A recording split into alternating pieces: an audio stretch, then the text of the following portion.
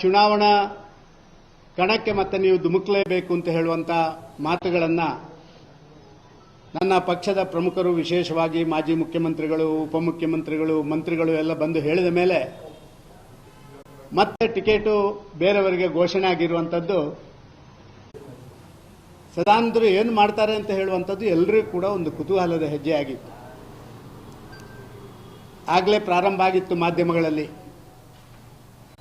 ಮತ್ತೆ ಸದಾನಂದ ಗೌಡರ ಆಶೆ ಚಿಗುರಿತ, ಒಮ್ಮೆ ಚುನಾವಣಾ ಕಣದಿಂದ ದೂರ ಸರಿಯುತ್ತೇನೆ ಅಂತ ಹೇಳಿ ಮತ್ತೆ ಈಗ ಭಾರಿ ದೊಡ್ಡ ರೀತಿಯಲ್ಲಿ ಚುನಾವಣೆಯಲ್ಲಿ ನಾನು ಸ್ಪರ್ಧೆ ಮಾಡ್ತೇನೆ ಅಂತ ಹೇಳುವಂತ ಆ ಅತಿ ಆಶೆಗೆ ಸದಾನಂದ ಗೌಡರು ಬಲಿಯಾದರು ಅಂತ ಹೇಳುವಂತ ಮಾತನ್ನು ಬೇರೆ ಬೇರೆ ಮಾಧ್ಯಮಗಳಲ್ಲಿ ವಿಶ್ಲೇಷಣೆ ಮಾಡಿದ್ದನ್ನು ನಾನು ಕಂಡಿದ್ದೇನೆ. ಇದರ ನಂತರ ಎಲ್ಲ ಮಾಧ್ಯಮದವರು ನನ್ನನ್ನು ಪ್ರಶ್ನೆ ಮಾಡಲಿಕ್ಕೆ ಶುರು ಮಾಡಿದರು. ಒಂದು 2-3 ಪ್ರಶ್ನೆಗಳು, 4 ಪ್ರಶ್ನೆಗಳು ಅವರಲ್ಲಿ ಭಾರಿ ಪ್ರಮುಖವಾಗಿತ್ತು. ಒಂದು, ಟಿಕೆಟ್ ತಪ್ಪಿದ್ದಕ್ಕೆ ಸದಾನಂದ ಗೌಡರಿಗೆ ನೋವಾಗಿದೆಯೇ, ದುಃಖ ಆಗಿದೆಯೇ, ಬೇಸರ ಆಗಿದೆಯೇ? ಈ ಪ್ರಶ್ನೆಗಳು ಪದೇ ಪದೇ ಎಲ್ಲರೂ ಕೇಳ್ತಾ ಇದ್ರು. ನಾನು ಇದನ್ನು ವಿಶ್ಲೇಷಣೆ ಮತ್ತೆ ಮಾಡ್ತೇನೆ. ಇನ್ ನಟ್ಶೆಲ್ ಇದಕ್ಕೆ ಉತ್ತರ ಹೌದು. ಎರಡನೇದಾಗಿ ನಿಮ್ಮ ಭಾರಿ ದೊಡ್ಡ ಪ್ರಶ್ನೆ ಇತ್ತು ಏನು ಅಂತ ಹೇಳಿದ್ರೆ, ಟಿಕೆಟ್ ಸಿಕ್ಕದಕ್ಕೆ ನಿಮಗೆ ಕಾಂಗ್ರೆಸ್ಸಿಂದ ಆಹ್ವಾನ ಬಂದಿದೆಯೇ? ಅದಕ್ಕೆ ನನ್ನ ಉತ್ತರ ಹೌದು, ಆಹ್ವಾನ ಬಂದಿದೆ. ಮೂರನೇದಾಗಿ ಅದರ ಸಬ್ಸಿಡಿಯರಿ ಕ್ವಶನ್, ನೀವು ಕಾಂಗ್ರೆಸ್ ಸೇರ್ತೀರಾ? ಅದಕ್ಕೆ ನನ್ನ ಉತ್ತರ ಇಲ್ಲ. ಇನ್ನೊಂದು ಮೂರನೇ ಪ್ರಶ್ನೆ ನಿಮ್ಮಲ್ಲಿ ಬಂದಿರುವಂಥದ್ದು, ನಿಮ್ಮ ಮುಂದಿನ ನಡೆ ಏನು, ರಾಜಕೀಯ ನಡೆ ಏನು? ಇದರ ಬಗ್ಗೆ ನನ್ನ ಉತ್ತರ ಕರ್ನಾಟಕದ ಬಿಜೆಪಿ ಶುದ್ಧೀಕರಣದ ಕಡೆಗೆ ನನ್ನ ಮುಂದುವರಿದ ನಡಿಗೆ. ನಾಲ್ಕನೇ ಪ್ರಶ್ನೆ ನಿಮ್ಮಲ್ಲಿ ಉದ್ಭವ ಆಗಿರುವಂಥದ್ದು, ನಿನ್ನೆ ಮೊನ್ನೆ ನನಗೆ ಬಂದಿರುವಂಥದ್ದು, ಪಕ್ಷದ ಪ್ರಮುಖರು, ವಿಶೇಷವಾಗಿ ಮಾಜಿ ಮುಖ್ಯಮಂತ್ರಿಗಳು, ಮಾಜಿ ಉಪಮುಖ್ಯಮಂತ್ರಿಗಳು ಇಬ್ಬರು, ಮಂತ್ರಿಗಳೊಂದು 2-3 ಜನ, ಇವರೆಲ್ಲ ಬಂದು ನಿಮಗೆ ಕೊಟ್ಟಂತ ಭರವಸೆಯನ್ನು ಈಡೇರಿಸದೆ ನಿಮಗೆ ಅಪಮಾನ ಮಾಡಿದ್ರಲ್ಲ, ಈ ಅಪಮಾನಕ್ಕೆ ನಿಮ್ಮ ಪ್ರತಿಕ್ರಿಯೆ ಏನು ಅಂತ ಹೇಳುವಂಥದ್ದು. ಅದಕ್ಕೆ ಉತ್ತರ, ಮುಂದಿನ ದಿನಗಳಲ್ಲಿ ಅವರು ಪಶ್ಚಾತ್ತಾಪ ಪಡ್ತಾರೆ. 5ನೇ ಪ್ರಶ್ನೆ ನಿಮ್ಮಲ್ಲಿ ಭಾರಿ ದೊಡ್ಡ ರೀತಿಯಲ್ಲಿ ಬಂದಿರುವಂಥದ್ದೇನು ಅಂತ ಹೇಳಿದ್ರೆ, ಬೇರೆ ಬೇರೆ ಸಂಘಟನೆಯವರು ನಿಮ್ಮನ್ನು ಕರೆಸಿ ಮಾತಾಡಿದ್ದಾರೆ. ಅವರು ಮಾತಾಡಿಸಿದಕ್ಕೆ ನಿಮ್ಮ ಉತ್ತರ ಏನು, ನಿಮ್ಮ ಪ್ರತಿಕ್ರಿಯೆ ಏನು ಅಂತ. ನಾನು ಅದಕ್ಕೆಲ್ಲ ಸಕಾರಾತ್ಮಕವಾದಂಥ ಸ್ಪಂದನೆ, ಅದು ನನ್ನ ಉತ್ತರ. ನೀವು 5 ಪ್ರಶ್ನೆಗಳು ನಿಮ್ಮ ಭಾಗದಿಂದ ನನಗೆ ಬಂದಿರುವಂಥದ್ದನ್ನು ನಿಮ್ಮ ಮುಂದೆ ಇಟ್ಟಿದ್ದೇನೆ. ಪ್ರಾರಂಭದಕ್ಕೆ, ಎರಡನೇದಕ್ಕೆ ಇಲ್ಲ, ಮೂರನೇದಕ್ಕೆ ಶುದ್ಧೀಕರಣದ ಕಡೆಗೆ ನನ್ನ ಮುಂದುವರೆದ ನಡಿಗೆ, 4ನೇದು ಅವರು ಪಶ್ಚಾತ್ತಾಪ ಪಡ್ತಾರೆ, ದಯವಿಟ್ಟು ಮಾತಾಡಬೇಡಿ, 5ನೇದಕ್ಕೆ ಒಂದು ಸಕಾರಾತ್ಮಕ ಸ್ಪಂದನೆ. ಇದು 5 ನನ್ನ ಉತ್ತರಗಳು. ನೀವು ಒಂದು ವಿಚಾರ ಪ್ರಾರಂಭದಲ್ಲೇ ಕೇಳಿದಕ್ಕೆ ಒಂದು ಹೇಳಲಿಕ್ಕೆ ಇಷ್ಟಪಡ್ತಾ ಇದ್ದೇನೆ. ದುಃಖವಾಗಿದೆ ಆಗಿದೆಯೇ ಅಥವಾ ನೋವಾಗಿದೆಯೇ? ಹೌದು ಅಂತ ಹೇಳಿದ್ದೇನೆ ನಾನು. ನನಗೆ ಹಿರಿಯರು ಹೇಳಿದಂಥ ಒಂದು ಮಾತು ಚೆನ್ನಾಗಿ ಜ್ಞಾಪಕಕ್ಕೆ ಬರ್ತಾ ಇದೆ. ಸಹಿಸಿಕೊಳ್ಳುವವರಿಗೆ ತಾಳ್ಮೆ ಇದ್ರೆ ದುಃಖ ಕೊಟ್ಟವರು ನೀಡಿದವರು ಇದ್ದು ಸತ್ತಂತೆ ಅಂತ ಹಿರಿಯರು ಹೇಳಿದ ಮಾತಿದೆ. ಸಹಿಸಿಕೊಳ್ಳುವವನಿಗೆ ತಾಳ್ಮೆ ಇದ್ರೆ ದುಃಖ ನೀಡುವವರು ಇದ್ದು ಸತ್ತಂತೆ ಅಂತ. ಆ ಬಗ್ಗೆ ವಿಶ್ಲೇಷಣೆಗಳನ್ನು ಮತ್ತೆ ಮಾಡ್ತೇನೆ. ಕಾಂಗ್ರೆಸ್ಸಿಂದ ನನಗೆ ಬೇರೆ ಬೇರೆ ಕಡೆಯಿಂದ ನನ್ನ ಕೂಡ ನೀವು ಟಿಕೆಟ್ ಬೇಡ ಅಂತ ಹೇಳಿದ ಮೇಲೆ ಕೂಡ ನಿಮ್ಮನ್ನು ಕರೆದು ಮಾತಾಡಿಸಿದ ಕಾರಣ ನಿಮಗೆ ನಾವು ಟಿಕೆಟ್ ಕೊಡ್ತೇವೆ, ನೀವು ಎಲ್ಲೇ ನಿಲ್ಲಿ, ಹೇಗೆ ನಿಲ್ಲಿ, ನಿಮ್ಮನ್ನ ಗೆಲ್ಲಿಸಿಕೊಂಡು ಬರುವಂಥದ್ರಲ್ಲಿ ನಂಬರ್ 1 ನೀವಾಗಿರ್ತೀರಿ. ನಿಮ್ಮ ಒಳ್ಳೆತನ, ನೀವೊಬ್ಬರು ಸಜ್ಜನ ರಾಜಕಾರಣಿ ಅಂತ ಹೇಳುವಂಥದ್ದು ವ್ಯಾಪಕವಾಗಿ ಇಡೀ ರಾಜ್ಯದಲ್ಲಿರುವಂಥದ್ದು. ಅದಕ್ಕೆ ನಮ್ಮದು ಒಂದು ನಿಮಗಾದಂಥ ಅನ್ಯಾಯದ ಪರವಾಗಿ ನಿಲ್ಲುವಂಥ ಕೆಲಸ ನಾವು ಮಾಡ್ತೇವೆ, ದಯವಿಟ್ಟು ಬನ್ನಿ ಅಂತ ಹೇಳಿದರು. ಆದರೆ ನಾನೊಂದು ನಿಶ್ಚಯ ಮಾಡಿದ್ದೇನೆ. ನಾನು ಬೇರೆ ಬೇರೆ ಕಡೆಗಳಲ್ಲಿ ಮಾಧ್ಯಮದ ಮುಂದೆ ಹೇಳಿದ್ದೇನೆ. ಮೊನ್ನೆ ಮೇಲೆ ಮಾಧ್ಯಮದಲ್ಲಿ ಭಾರಿ ದೊಡ್ಡ ರೀತಿಯಲ್ಲಿ ಟ್ರೋಲ್ ಆಗ್ತದೆ. ನನಗೆ ಪಕ್ಷ ಎಲ್ಲವನ್ನ ಕೊಟ್ಟಿದೆ, ನಾನಿನ್ನೇನು ಪಕ್ಷಕ್ಕೆ ಕೊಡಬೇಕು ಅದು ಮಾತ್ರ ಉಳಿದಿದೆ ಅಂತ ಹೇಳುವಂಥದ್ದನ್ನು ನನ್ನ ಪರವಾಗಿರುವವರು ಹಾಕಿದ್ದಾರೆ, ನಮ್ಮ ವಿರೋಧಿಗಳು ಹಾಕಿ ಭಾರಿ ದೊಡ್ಡ ಟೀಕೆ ಟಿಪ್ಪಣಿಗಳನ್ನು ಮಾಡಿದ್ದಾರೆ. ಒಂದೆರಡು ಮಾಧ್ಯಮದಲ್ಲಿ ಕೂಡ ಅದನ್ನು ಹಾಕಿ ಟೀಕೆ ಟಿಪ್ಪಣಿಗಳನ್ನು ನಾನು ಮಾಧ್ಯಮದವರಿಗೆ ಒಂದು ಹೇಳಲಿಕ್ಕೆ ಇಷ್ಟಪಡ್ತಾ ಇದ್ದೇನೆ. ಈ ಮಾಧ್ಯಮದಲ್ಲಿ ಬರುವಂಥ ವಿಶ್ಲೇಷಣೆಗಳಿಂದ ನಾನೇನು ಉಬ್ಬಿಯೂ ಹೋಗುವುದಿಲ್ಲ, ಕುಗ್ಗಿಯೂ ಹೋಗಲ್ಲ. ಹಲವಾರು ಮಾಧ್ಯಮದಲ್ಲಿ ವಿಶ್ಲೇಷಣೆ ತಜ್ಞರು ಹೇಳಿದಂಥದ್ದನ್ನು ನಾನು ಕೇಳಿದ್ದೇನೆ. ಸದಾನಂದ ಗೌಡರು ಕೊಟ್ಟ ಕುದುರೆಯನ್ನು ಏರ್ಲಿಕ್ಕೂ ಆಗದವರು ಅಂತ ಹೇಳುವಂಥ ಮಾತನ್ನು ಹೇಳಿರುವಂಥದ್ದು, ಅವರ ಇಲಾಖೆಗಳನ್ನು ಸರಿಯಾಗಿ ಅವರು ನಿಭಾಯಿಸಲಿಲ್ಲ ಅಂತ ಹೇಳುವಂಥದ್ದನ್ನು ಕೂಡ ಹೇಳಿರುವಂಥದ್ದು ನಾನು ಕಂಡಿದ್ದೇನೆ. ಒಂದು ಪ್ರಶ್ನೆ ಮಾಡಲಿಕ್ಕೆ ಇಷ್ಟಪಡ್ತಾ ಇದ್ದೇನೆ. ಮುಖ್ಯಮಂತ್ರಿ ಇದ್ದಾಗ ಸಕಾಲದಂತ ಅದ್ಭುತ ಯೋಜನೆಯನ್ನು ತಂದಿರುವಂಥದ್ದು ಏನು ಸಾಧ್ಯ ಇಲ್ಲದಂತ ಮುಖ್ಯಮಂತ್ರಿ ಆಗಿದ್ನಾ? ಆ ವಿಶ್ಲೇಷಕರಿಗೆ ನಾನು ಹೇಳಲಿಕ್ಕೆ ಇಷ್ಟಪಡ್ತಾ ಇದ್ದೇನೆ, ರಾಜ್ಯದ ಜನರಿಗೆ ಹೇಳಲಿಕ್ಕೆ ಇಷ್ಟಪಡ್ತಾ ಇದ್ದೇನೆ.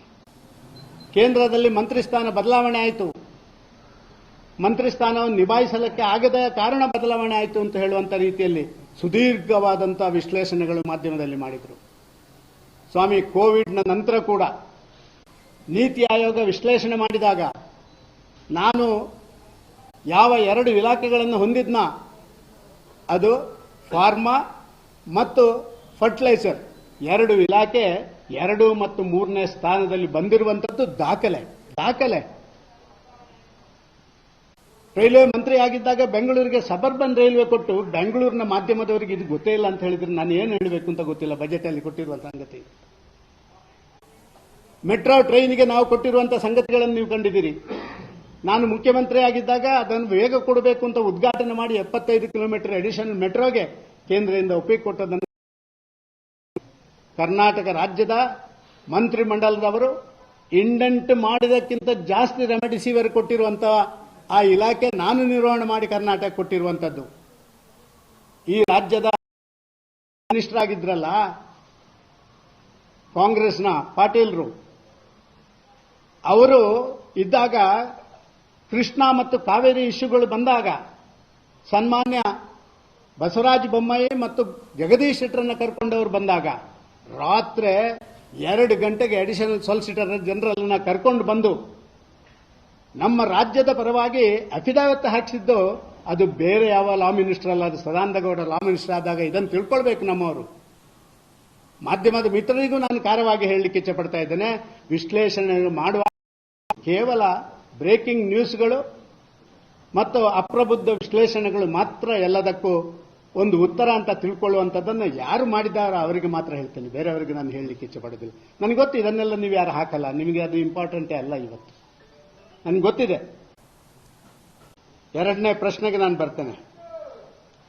ರಾಜ್ಯದಲ್ಲಿ ಮೋದಿ ಪರವಾದಂತ ಒಂದು ವಾತಾವರಣ ಸೃಷ್ಟಿಯಾಗಬೇಕು, ಇದು ನನ್ನ ಉದ್ದೇಶ. ಈ ದೇಶಕ್ಕೆ ಮತ್ತೊಮ್ಮೆ ಮೋದಿ ಅವರು ಪ್ರಧಾನಮಂತ್ರಿ ಆಗಲೇಬೇಕು, ಅವರೊಬ್ಬ ಪರಿವರ್ತನೆಯ ಹರಿಕಾರ.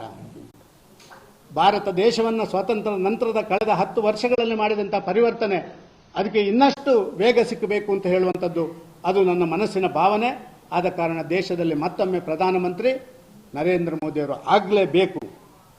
ಇದಕ್ಕಾಗಿ ರಾಜ್ಯದಲ್ಲಿ ಬಿಜೆಪಿ ಜನಪರವಾದಂತಹ ಮತ್ತು ಜನರಿಂದ ಒಪ್ಪಿಗೆ ಪಡೆದುಕೊಳ್ಳುವಂತ ಒಂದು ಪಕ್ಷ ಆಗಬೇಕು. ಇದು ನಾನು ಮತ್ತೆ ಒತ್ತಿ ಹೇಳ್ತೇನೆ. ಇದಕ್ಕಾಗಿಯೇ ಮೋದಿ ಅವರು ಪ್ರಧಾನಮಂತ್ರಿ ಆಗಲಿಕ್ಕೆ ಬೇಕಾಗಿ ರಾಜ್ಯದಲ್ಲಿ ಬಿಜೆಪಿ ಒಂದು ಜನಪರವಾದ ಮತ್ತು ಜನ ಒಪ್ಪಿಕೊಳ್ಳಬಲ್ಲಂತ ಒಂದು ಪಕ್ಷವಾಗಿ ಪರಿವರ್ತನೆ ಆಗಬೇಕು. ಕಳೆದ ವಿಧಾನಸಭೆಯ ಸೋಲಿನ ನಂತರ ಜನ ಭಾರತೀಯ ಜನತಾ ಪಾರ್ಟಿಯ ಮೇಲೆ, ಅದು 40% ಸರ್ಕಾರ ಇರಬಹುದು, ಸ್ವಜನ ಪಕ್ಷಪಾತ ಮಾಡುವಂತಹ ಒಂದು ಪಕ್ಷ ಅಂತ ಇರಬಹುದು, ಈ ರೀತಿ ಬೇರೆ ಬೇರೆ ರೀತಿಯಲ್ಲಿ ನಮ್ಮನ್ನು ದೂರ ಇಟ್ಟದನ್ನು ನಾವು ಕಂಡಿದ್ದೀವಿ. ಇದು ಆಗಬಾರದು. ಇದಕ್ಕಾಗಿಯೇ ನಾನು ಹೇಳ್ತಾ ಇರುವಂಥದ್ದು, ಮೋದಿಯವರ ಆ ಭಾರತೀಯ ಜನತಾ ಪಾರ್ಟಿ ಅದು ಮೋದಿಯವರು ಹೇಳಿದಂಥ ಪರಿವಾರವಾದ, ಮೋದಿಯವರು ಹೇಳಿದಂಥ ಭ್ರಷ್ಟಾಚಾರವಾದ, ಮೋದಿಯವರು ಹೇಳಿದಂಥ ಜಾತಿವಾದ, ಇದರಿಂದ ಮುಕ್ತವಾದಂತಹ ಒಂದು ಪಕ್ಷ ಅದು ಕರ್ನಾಟಕದಲ್ಲಿ ಭಾರತೀಯ ಜನತಾ ಪಾರ್ಟಿ ಆಗಬೇಕು. ಅದಕ್ಕಾಗಿ ನಿರಂತರವಾದಂಥ ಹೋರಾಟ ನನ್ನ ಕಡೆಯಿಂದ ನಡೆಯುತ್ತಾನೇ ಇರ್ತದೆ. ತುಂಬ ಜನ ಪ್ರಶ್ನೆ ಮಾಡಬಹುದು, ಸದಾನಂದ್ರ ಏನು ಮಾಡ್ತಾರಪ್ಪ, ಬೇರೆಯವರು ಬಾರಿ ಜೋರು ಮಾತಾಡುವವರೆಲ್ಲ ಬಿಜೆಪಿಯಲ್ಲಿದ್ದಾರೆ, ಸದಾನಂದ ಗೌಡರು ಏನು ಮಾಡ್ಯಾರು ಅಂತ ಹೇಳುವಂಥದ್ದೊಂದು ಮಾತಿದೆ. ನೀವು ಹೇಳಬಹುದು, ಈ ಶುದ್ಧೀಕರಣದ ಅಭಿಯಾನ ಇದಕ್ಕೆ ವೇಗ ಕೊಡಲಿಕ್ಕೆ ಸದಾನಂದ ಗೌಡರಿಂದ ಮಾತ್ರವೇ ಸಾಧ್ಯ ಹೊರತು, ಯಾಕೆ ವಿಚಾರ ಆಧಾರಿತವಾದಂಥ ಯಾವುದೇ ಒಂದು ಅಪೇಕ್ಷೆ ಇಲ್ಲದೆ ಪಕ್ಷಕ್ಕಾಗಿ ಕೆಲಸ ಮಾಡುವಂಥ ಒಬ್ಬ ನಿಷ್ಠಾವಂತ ಕಾರ್ಯಕರ್ತ ಆದ ಕಾರಣ ಇದಕ್ಕೆ ವೇಗ ಕೊಡಲಿಕ್ಕೆ ಸದಾನಂದ ಗೌಡರಿಂದ ಈ ಶುದ್ಧೀಕರಣಕ್ಕೆ ಸಾಧ್ಯ ಅಂತ ನಾನು ಹೇಳಲಿಕ್ಕೆ ಇಚ್ಛಪಡ್ತಾ ಇದ್ದೇನೆ. ಶುದ್ಧೀಕರಣ ಇದು ಸಿಂಗಲ್ ಮ್ಯಾನ್ ಆರ್ಮಿ ಅಂತ ನೀವು ಕೇಳ್ಬೋದು. ಸಿಂಗಲ್ ಮ್ಯಾನ್ ಆರ್ಮಿ ಅಲ್ಲ. ನೀವು ನೋಡಿದಿರಿ, ನಮ್ಮಲ್ಲಿ ಪೂಜೆ ಮಾಡಲಿಕ್ಕೆ ಒಂದಷ್ಟು ಪುರೋಹಿತರು ಬರ್ತಾರೆ. ಆದರೆ ಆ ಶುದ್ಧೀಕರಣ ಮಾಡುವಂಥವ್ರು ಒಬ್ಬರು ಪ್ರಮುಖ ಪುರೋಹಿತರು ಮಾತ್ರ ಶುದ್ಧೀಕರಣ ಮಾಡ್ತಾರೆ, ಬಾಕಿಯೆಲ್ಲ ಪುರೋಹಿತರಿದ್ದಾರೆ. ಈಗಲೂ ಕೂಡ ನನ್ನ ಪಾರ್ಟಿಯಲ್ಲಿ ಒಂದಷ್ಟು ಜನ ಈ ಶುದ್ಧೀಕರಣದ ಕಡೆ ಹೋಗಬೇಕು ಅಂತ ಹೇಳುವಂಥ ಮಾನಸಿಕತೆಯಲ್ಲಿರುವಂಥದ್ದನ್ನಿದ್ದಾರೆ. ಅವರ ಹೆಜ್ಜೆಗಳು ಸ್ವಲ್ಪ ಸ್ವಲ್ಪ ಅಲ್ಲಿ ಇಲ್ಲಿ ಬೇರೆ ಬೇರೆ ಆಗಿರ್ಬೋದು. ಆದರೆ ಇದು ಒಂದು ಹಂತದಲ್ಲಿ ಕ್ರೋಢೀಕರಣ ಆಗ್ತದೆ ಅಂತ ನಾನು ಭಾವಿಸ್ತಾ ಇದ್ದೇನೆ. ಇನ್ನು ನನಗೆ ಭಾರಿ ಪ್ರಾಮುಖ್ಯವಾಗಿರುವಂಥದ್ದು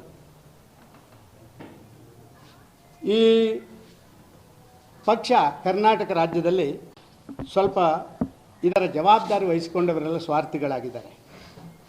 ಅದು ತಾನು ತನ್ನ ಮಕ್ಕಳಿಗೆ, ತನ್ನ ಕುಟುಂಬದವರಿಗೆ, ತನ್ನ ಜಾತಿಯವರಿಗೆ, ನಮ್ಮ ಸಂಬಂಧಿಕರಿಗೆ, ನನ್ನ ಚೇಲಗಳಿಗೆ ಇರುವಂಥ ಪಾರ್ಟಿ ಅಂತ ಹೇಳುವಂಥದ್ದನ್ನು ಮಾಡುವಂಥದ್ದು ಕರ್ನಾಟಕದ ಸಾಮಾನ್ಯ ಜನ ಮಾತಾಡುವಂಥ ಕೆಲಸ ಕಾರ್ಯಗಳಾಗಿದೆ. ಇದರಿಂದ ಮುಕ್ತ ಆಗಬೇಕು ಈ ಪಾರ್ಟಿ.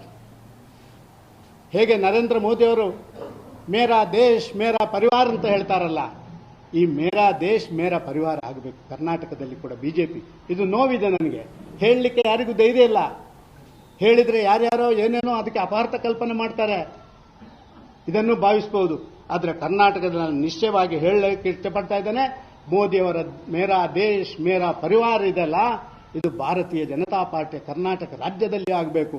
ಕರ್ನಾಟಕ ರಾಜ್ಯದಲ್ಲಿ ಮೇರಾ ಪರಿವಾರಕ್ಕೆ ನನ್ನ ಪಕ್ಷ ಆಗಬಾರ್ದು, ನನ್ನ ಪರಿವಾರಕ್ಕೆ ನನ್ನ ಪಕ್ಷ, ನನ್ನ ಮನೆಯವರಿಗೆ ನನ್ನ ಪಕ್ಷ, ನನ್ನ ಜಾತಿಯವರಿಗೆ ನನ್ನ ಪಕ್ಷ ಆಗಬಾರ್ದು. ಸೋಷಿಯಲ್ ಇಕ್ವೇಷನ್ಸ್, ಜಾತಿ ಸಮೀಕರಣ ನಡಿಬೇಕು, ಜಾತಿ ಸಮೀಕರಣ ನಡಿಬೇಕು. ಭಾರತೀಯ ಜನತಾ ಪಾರ್ಟಿಯನ್ನು ಕಟ್ಟಿ ಬೆಳೆಸಿದಂಥ ಇವತ್ತು ಅವಕಾಶಗಳು ಲಭ್ಯ ಆಗಬೇಕು. ಇವತ್ತು NDAಗೆ JDS ಸೇರ್ಪಡೆಯಾಗಿದೆ. ನಾನು ಸ್ವಾಗತ ಮಾಡ್ತೇನೆ ನಮ್ಮ ರಾಷ್ಟ್ರೀಯ ನಾಯಕರು ಮಾಡಿಕೊಂಡದನ್ನು. ಆದರೆ JDS ಅನ್ನೇ ಒಂದು ಆ ಸೋಷಿಯಲ್ ಇಕ್ವೇಷನ್ ಆಗಿದೆ, ಜಾಸ್ತಿ ಸಮೀಕರಣ ಆಗಿದೆ ಅಂತ ಹೇಳಿ ಭಾರತೀಯ ಜನತಾ ಪಾರ್ಟಿಗೆ ಹಲವು ವರ್ಷದಿಂದ ತಮ್ಮೆಲ್ಲವನ್ನು ತೇಯ್ದಂಥವರನ್ನ ಬೇರೆ ಬೇರೆ ಕಡೆಗಳಲ್ಲಿ ಅವಗಣನೆ ಮಾಡ್ತಾ ಇರುವಂಥದ್ದು ಇದು ಪಕ್ಷಕ್ಕೂ ಮಾರಕ ಮತ್ತು ರಾಜಕಾರಣಕ್ಕೂ ಇದು ಮಾರಕ ಅಂತ ನಾನು ಭಾವಿಸ್ತಾ ಇದ್ದೇನೆ. ಇದಾಗಬಾರ್ದು. ಡಿಕ್ಟೇಟೋರಿಯಲ್ ಆಟಿಟ್ಯೂಡ್ ಯಾವತ್ತೂ ಸಾರ್ವಜನಿಕ ವ್ಯವಸ್ಥೆಗೆ ಶೋಭೆ ತರಲ್ಲ. ರಾಜಕಾರಣಕ್ಕೆ ಡಿಕ್ಟೇಟೋರಿಯಲ್ ಆಟಿಟ್ಯೂಡ್ ಶೋಭೆ ತರಲ್ಲ. ಇದು ಇವತ್ತು ಕರ್ನಾಟಕದ ಬಿಜೆಪಿಯಲ್ಲಿರುವಂಥದ್ದು. ನಾನು ಎಲ್ಲ ನನ್ನ ಆರ್ಗ್ಯುಮೆಂಟ್ಗಳನ್ನು ಕರ್ನಾಟಕದ ಬಿಜೆಪಿಗೆ ಸೀಮಿತವಾಗಿ ಮಾಡ್ತಾ ಇದ್ದೀನಿ. ಇವತ್ತು ಮಾಧ್ಯಮದವರಿಗೆ ಹೇಳ್ತೇನೆ, ನಾನೊಬ್ಬ ಕನ್ನಡಿಗನಾಗಿ ಮಾತಾಡ್ತಾ ಇದ್ದೇನೆ. ನಾನು ಇವತ್ತು ಇಂಗ್ಲಿಷ್ ಮೀಡಿಯಾಗಳಿಗೆ ಕೂಡ ಆಂಗ್ಲ ಭಾಷೆಯಲ್ಲಿ ನಾನು ಇವತ್ತು ಯಾವುದೇ ಹೇಳಿಕೆಗಳನ್ನು ಕೊಡುವುದಿಲ್ಲ. ಬೇಕಾದ್ರೆ ಅವರು ಟ್ರಾನ್ಸ್ಲೇಟ್ ಮಾಡಬೇಕು. ನಾನೊಬ್ಬ ಕನ್ನಡಿಗನಾಗಿ, ಕರ್ನಾಟಕದ ಒಬ್ಬನಾಗಿ ನಾನು ಇದನ್ನು ಮಾಡಲಿಕ್ಕೆ ಇಚ್ಛಪಡ್ತಾ ಇದ್ದೇನೆ. ಅದಕ್ಕಾಗಿ ಈ ಭಾವನೆಯನ್ನು ನಾನು ಪ್ರತಿಬಿಂಬಿಸಿ ಹೇಳುವಂಥ ಕೆಲಸ ಕಾರ್ಯಗಳನ್ನು ಮಾಡ್ತಾ ಇದ್ದೇನೆ. ಈ ಕೆಲಸ ಕಾರ್ಯಗಳಾಗಬೇಕು ಅಂತ ಹೇಳುವಂಥದ್ದು ಮಾತ್ರ ನನ್ನಲ್ಲಿ ಇರುವುದು ಹೊರತು ಇದಕ್ಕಿಂತ ಬೇರೆ ಏನಿಲ್ಲ. ಅದಕ್ಕಾಗಿಯೇ ನನ್ನ 4 ಉದ್ದೇಶಗಳು. ಒಂದು, ಕರ್ನಾಟಕದ ಭಾರತೀಯ ಜನತಾ ಪಾರ್ಟಿಯ ಶುದ್ಧೀಕರಣ ಆಗುವಷ್ಟು ದಿನ ನಾನು ವಿರಮಿಸುವುದಿಲ್ಲ. ಈಗಾಗಲೇ ನನ್ನನ್ನು ಆರತಿ ಎತ್ತಿ ನನ್ನ ಒಳಗೆ ಕರ್ಕೊಂಡು ಬಂದು ಚುನಾವಣೆಗೆ ಸ್ಪರ್ಧೆ ಮಾಡಿ ಅಂತ ಮಾಡಿ ಮಂಗಳಾರತಿ ಎತ್ತು ಹೊರಗೆ ಕಳಿಸಿದ್ದಾರೆ. ಆದರೆ ಬಿಜೆಪಿಯಿಂದ ಹಾಗೆ ಮಾಡಲಿಕ್ಕೆ ಯಾರಿಗೂ ಸಾಧ್ಯ ಇಲ್ಲ. ಬಿಜೆಪಿಯಿಂದ ಹಾಗೆ ಮಾಡಲಿಕ್ಕೆ ಸಾಧ್ಯ ಇಲ್ಲ. ನಾನೊಬ್ಬ ಸಾಮಾನ್ಯ ಕಾರ್ಯಕರ್ತನಾಗಿ ಆದರೂ ಇದರ ಪರವಾಗಿ ಹೋರಾಟ ಮಾಡ್ತೇನೆ. ಸಮಾನ ಮನಸ್ಕರನ್ನು ಆಹ್ವಾನ ಮಾಡ್ತೇನೆ. ಈ ಬಾರಿಯ ಲೋಕಸಭಾ ಚುನಾವಣೆವರೆಗೆ ನಾವೆಲ್ಲ ಒಟ್ಟಾಗಿ ಒಂದಾಗಿ ಕೆಲಸ ಮಾಡೋಣ. ಅದರ ನಂತರ ಶುದ್ಧೀಕರಣದ ವ್ಯವಸ್ಥೆಗೆ ನಾವು ಅತ್ಯಂತ ವೇಗವಾದಂಥ ಹೆಜ್ಜೆಗಳನ್ನು ಕೊಡೋಣ. ರಾಜ್ಯದ ಜನತೆಗೆ ಹೇಳಲಿಕ್ಕೆ ಇಷ್ಟಪಡ್ತಾ ಇದ್ದೇನೆ, ಇವತ್ತು ನಡೆಯುತ್ತಿರುವಂಥ ಬಿಜೆಪಿಯ ವಿದ್ಯಮಾನದ ಬಗ್ಗೆ ನೀವು ಯಾರೂ ತಲೆ ಕೆಡಿಸ್ಕೊಳ್ಬೇಡಿ, ಯಾರೂ ತಲೆ ಕೆಡಿಸ್ಕೊಳ್ಬೇಡಿ. ಮೋದಿಯವರ ಚುನಾವಣೆ ಇದು. ಮೋದಿಯವರ ಚುನಾವಣೆಯ ನಂತರ ಜನರ ಮನಸ್ಸಿನಲ್ಲಿ ಏನಿದೆ ಅದು ಆಗ್ತದೆ. ನಾನು ಒಂದು ಕಾಲಘಟ್ಟದಲ್ಲಿ ಕರ್ನಾಟಕದಲ್ಲಿ ಭಾರತೀಯ ಜನತಾ ಪಾರ್ಟಿ ವಿಧಾನಸಭೆಯಲ್ಲಿ ಸೋತ ಮೇಲೆ ಯಾರೊಬ್ಬನು ಮಾತಾಡ್ತಾ ಇರಲಿಲ್ಲ. ನಾನು 2 ಪ್ರೆಸ್ ಮೀಟನ್ನು ಕರೆದೆ. 2 ಪ್ರೆಸ್ ಮೀಟ್ನಲ್ಲಿ ಭಾರಿ ಜೋರಾಗಿ ನಾನು ಹೇಳಿದೆ, ಕೇಂದ್ರದವರು ಕರ್ನಾಟಕವನ್ನು ಯಾಕೆ ಸ್ವಲ್ಪ ರೀತಿಯಲ್ಲಿ ಅವಗಣನೆ ಮಾಡ್ತಾ ಇದ್ದೀರಿ? ರಾಜ್ಯಕ್ಕೆ ಅಧ್ಯಕ್ಷರು, ರಾಜ್ಯಕ್ಕೆ ವಿರೋಧ ಪಕ್ಷ ನಾಯಕರನ್ನು ಮಾಡಿ ನಾವು ಮತ್ತೆ ಭಾರತೀಯ ಜನತಾ ಪಾರ್ಟಿ ಹೇಳ್ತೇವೆ. ಹೇಗೆ 2 ಜನ ಇದ್ದಂಥ ಲೋಕಸಭಾ ಸದಸ್ಯರು ಬಿಜೆಪಿಗೆ ಇವತ್ತು 330 ಆಗಿ ಈ ವಿಡಿಯೋ ನಿಮಗೆ ಇಷ್ಟವಾದಲ್ಲಿ ಲೈಕ್ ಮಾಡಿ, ಶೇರ್ ಮಾಡಿ, ಸಬ್ಸ್ಕ್ರೈಬ್ ಮಾಡಿ.